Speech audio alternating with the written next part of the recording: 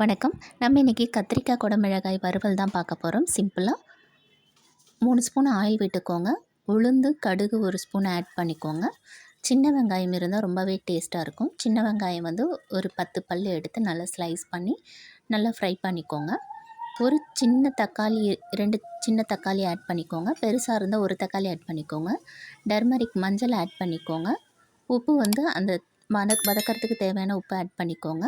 So இதெல்லாமே வதக்கி விட்டதுக்கப்புறம் கத்திரிக்காய் வந்து ஒரு 300 கிராம் கத்திரிக்காய் எடுத்திருக்கேன்.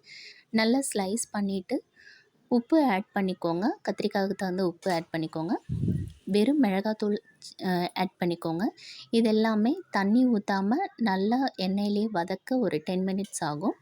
வதங்கினதுக்கப்புறம் குடமிளகாயை வந்து நான் கட் பண்ணி இப்படி தான் போட்டிருக்கேன். ஒரு 10 மினிட்ஸ் கத்திரிக்காய் வெந்ததுக்கு அப்புறமா ஒரு 70%ல் இது சேர்த்திங்க அப்படின்னா சூப்பராக